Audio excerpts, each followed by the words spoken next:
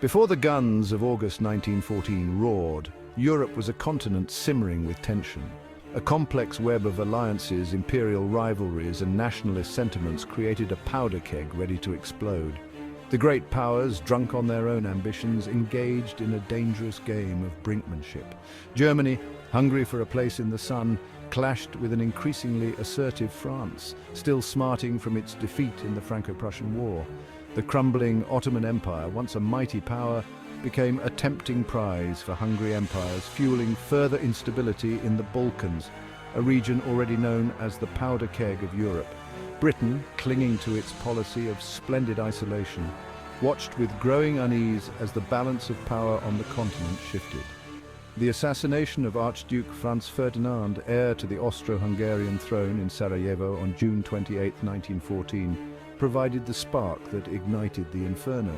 Austria-Hungary, backed by its powerful ally Germany, saw an opportunity to crush Serbian nationalism.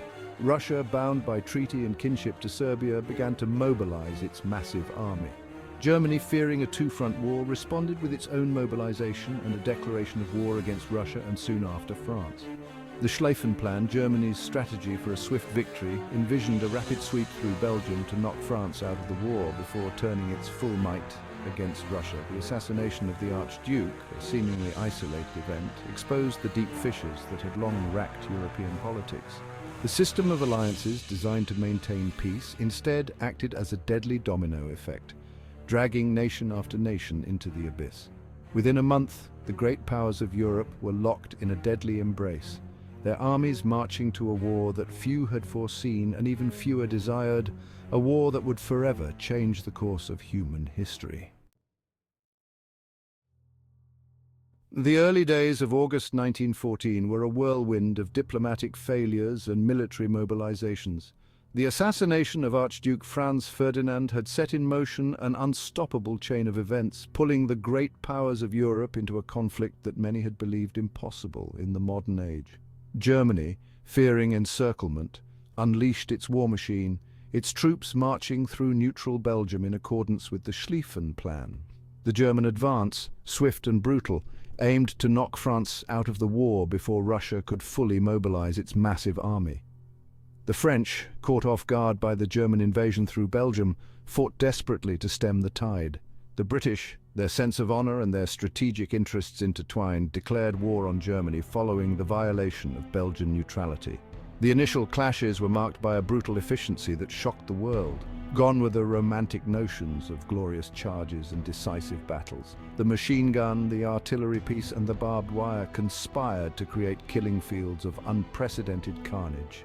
The Battle of the Marne, a desperate and bloody affair, halted the German advance and shattered the illusion of a quick victory. The war on the Western Front settled into a grim stalemate, a labyrinth of trenches stretching from the English Channel to the Swiss border. Millions of men faced each other across a narrow no-man's land, locked in a deadly embrace that would last for more than 4 years. The early months of the war had shattered the illusion of peace and ushered in a new era of industrialized warfare, a conflict of unimaginable brutality and unimaginable consequences. The Great War, initially a European conflict, rapidly escalated into a global conflagration, drawing in nations from every corner of the world. The vast empires of the European powers provided both manpower and battlegrounds for this unprecedented conflict. Millions of soldiers from India, Australia, Canada, and Africa were drawn into the vortex of war, fighting for causes that often seemed distant and abstract.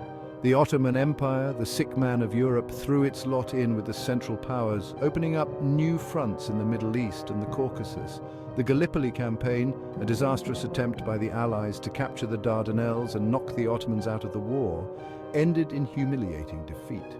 The Middle East, already a region of great power rivalry, became a key battleground, its fate intertwined with the outcome of the war. The entry of the United States into the war in 1917, outraged by unrestricted submarine warfare and eager to safeguard its own interests, tipped the balance in favor of the Allies. The arrival of fresh American troops, coupled with the growing exhaustion of the Central Powers, spelled the inevitable end of the conflict. The war at sea, often overlooked but critically important, raged across the Atlantic and beyond. German U-boats seeking to strangle the British Isles waged a deadly campaign against Allied shipping, sinking merchant vessels carrying vital supplies. The Battle of Jutland, a clash of titans between the British and German navies, ended in a tactical draw but a strategic victory for the British, who maintained their control of the seas. The war on the oceans, a testament to the global reach of the conflict, had a profound impact on the outcome of the war and the lives of millions.